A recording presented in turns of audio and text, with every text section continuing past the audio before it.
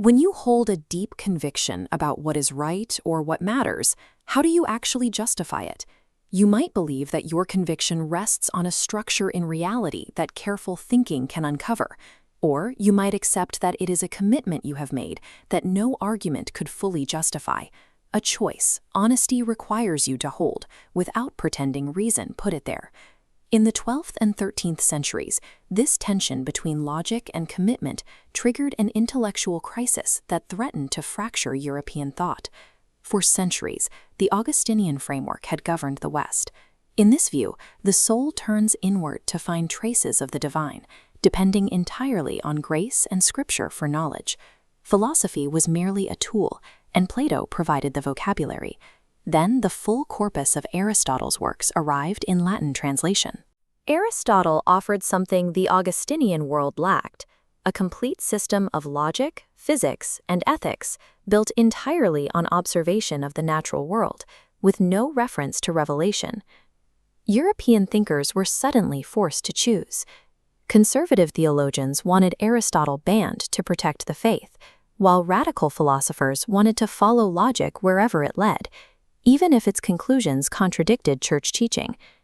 The panic peaked in 1270 when the Bishop of Paris officially condemned 13 propositions of Aristotelian philosophy, including the claim that the world had no beginning and is eternal.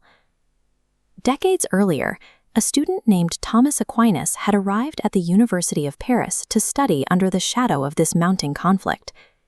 He was a silent, heavy man, so quiet that his classmates in Cologne had nicknamed him the dumb ox, assuming his silence was stupidity. His teacher, Albert the Great, saw it differently. He told the other students that while they called Thomas a dumb ox, his bellowing would one day fill the entire world. This silent student was beginning to construct a synthesis intended to reconcile the observation of the physical world with the requirements of faith. Aquinas proposed that because both the physical universe and human reason originate in God, they cannot genuinely conflict.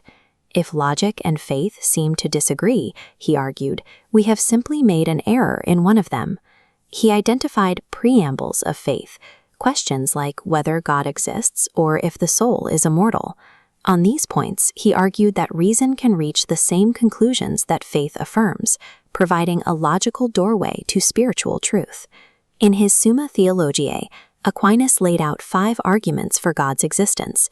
He did not begin with scripture, but with things any person could see and verify through their senses. He observed that things in the world move. Logically, whatever is in motion must be put into motion by something else. This chain requires a first mover that is itself unmoved. He applied the same logic to causality. Every effect has a cause, which suggests there must be a first cause that is itself uncaused. Each argument follows this structure. Start with a sensory fact, reason backward through a chain that cannot extend to infinity, and arrive at a requirement that the chain itself cannot contain. Through this method, Aquinas built a system where the observation of the natural world provided the logical evidence for the existence of its creator. However, Aquinas insisted that human reason has a limit. It is a foundation, not the entire building. Concepts like the Trinity, the Incarnation, or the specific plan for salvation remain outside the reach of logic. No amount of observation of the stars or the earth could reveal these details. He explained that for the human mind to try and grasp the specifics of the divine is like a bat's eye looking directly into sunlight. The light does not lack clarity, the eye simply lacks the capacity to process it. In his system, reason provides the preambles, but divine revelation is necessary to complete the truth. 50 years after Aquinas died, a philosopher named William of Ockham began to dismantle this logical architecture.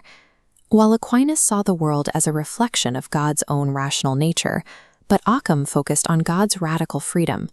If God is truly all-powerful, Ockham argued, he is not bound by what humans consider rational.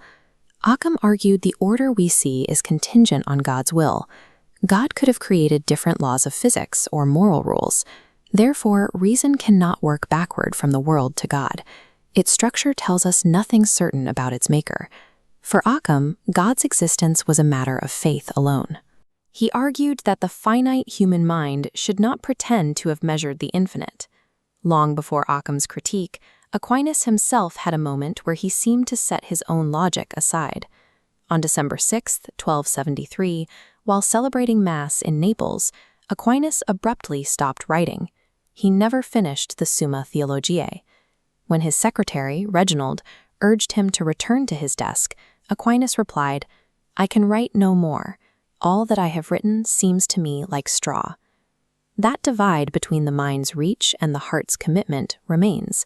We are still left to decide if the structures we find in reality are actually there, or if we are simply holding on to convictions that no argument can fully justify.